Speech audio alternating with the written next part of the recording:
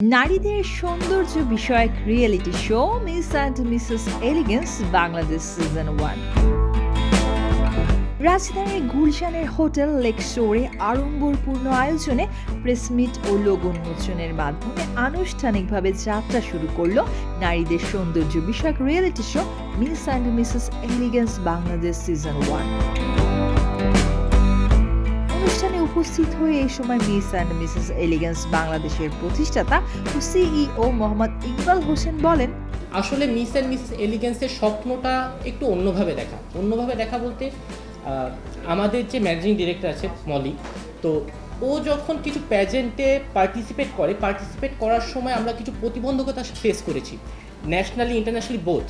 So প্রথমবার ও যখন একটা প্যাজেন্ট হয়ে আসে তখন বাংলাদেশের যেই প্যাজেন্ট উইনাররা ছিল তারা ওকে যথেষ্ট সাপোর্ট করেছে, অর্গানাইজাররা যথেষ্ট সাপোর্ট করেছে, কিন্তু ও যে গ্রুমিংয়ের যে অভাবটা ছিল সেই অভাবটা আমরা ফেস করেছি ইন্টারন্যাশনালি গিয়ে।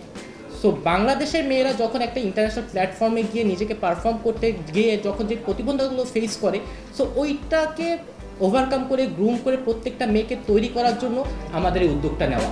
এই সময় মিস অ্যান্ড মিসেস এলিগেন্স বাংলাদেশের ব্যবস্থাপনা পরিচালক মলি আক্তারের কাছে আয়োজনের উদ্দেশ্য সম্পর্কে জানতে চাইলে তিনি বলেন যে আমরা ঘরের পাশে বসে কান্না করব, আমার মারা সান্ত্বনা দিবে, কেন আমরা কেন কিছু করতে পারবো না? আমরা তেমন কিছুই করব। সবাই যদি মিস হয়ে যদি পারে, আমরা মিসেসরা কেন পারবো না? মিস হয়ে শুকনা কাপড় পরলে তাদেরকে ড্যাশিং লাগে, আর মা হয়ে যাওয়ার পর কি লাগে? মানে সবাই তো সব রকম ভাবে বলে, কেন আমরা মারা সুন্দর না? আমাকে দেখেন সবাই, তারা তো সবকিছু বলেছে, কিন্তু একটা জিনিস মনে রাখতে হবে, আমরা নারী, আমরা সবই পারি। চুল বাঁধতেও পারি, মানুষকে মারতেও পারি, সৌন্দর্য দেখাতেও পারি।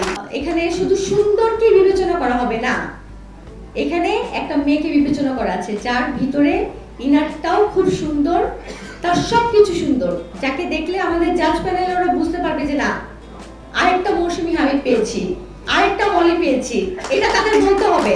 মিস অ্যান্ড মিসেস এলিগেন্স বাংলাদেশের প্রথম সিজনে আন্তর্জাতিক বিচারকদের সাথে বাংলাদেশ থেকে থাকছেন ব্যবসায়ী ও মডেল অন্তু করিম, স্বনামধন্য কোরিওগ্রাফার ও নৃত্যশিল্পী ইভান শাহরিয়ার সোহাগ, মডেল ও প্রশিক্ষক Bulbul Tumpa, fashion designer Afzar Poshia, Lux superstar ও অভিনেত্রী Mousumi Hamid, fashion choreographer Adolf Khan সহ শোবিজের সুপরিচিত তারকা মুখ।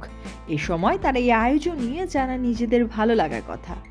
যারা আসবেন কন্টেস্টেন্ট, তারা যেন একটা সিকিউর জায়গা ফিল করেন, তাদের যে বিচার প্রক্রিয়াটা হবে সেটা যেন খুব সুন্দর একটা বিচার প্রক্রিয়া হয়। আপনারা অতীতে দেখেছেন যে আমরা অভিভাবক থেকে, সাংবাদিক থেকে কিন্তু আমরা বিচার প্রক্রিয়ার মধ্যে আমরা প্রতিনিধি রেখেছি, যেন কোনো প্রকার কোনো প্রশ্ন না থাকে, কোনো কন্ট্রোভার্সি তৈরি না হয়। কারণ আমাদের টার্গেটটা হচ্ছে স্বচ্ছ প্রতিযোগিতার মাধ্যমে রিয়েল ট্যালেন্ট যারা, তারা যেন বেরিয়ে আসে এবং তারা যেন কাজ করতে পারে। আমি বলবো যারা শুধুমাত্র শখের বসে একটা বিউটি প্যাজেন্টে আসতে চাই এবং ক্রাউন হোল্ড করতে চাই, তারপরে আসলে আমার শখ পূরণ হয়ে গেছে, তারপরে আর কিছু করতে চাই না, বাসায় বসে থাকবো, এমন যদি কারোর ইচ্ছা থাকে তাহলে প্লিজ আমি বলবো যে শুধু এই বিউটি প্যাজেন্ট না, কোথাও তাদের আসলে আসা উচিত না।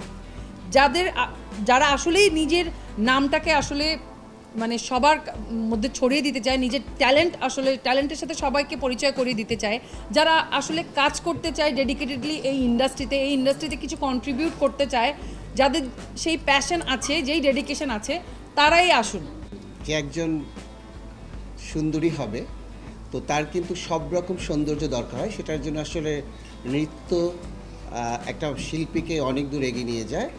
মৌসুমী, তুমি বলতে পারবা যে মানুষের আসলে বডি ল্যাঙ্গুয়েজ এমন একটা জিনিস যেটা হচ্ছে তার হাঁটা চলা, কথা বলা সব কিছুকে চেঞ্জ করে দেয়।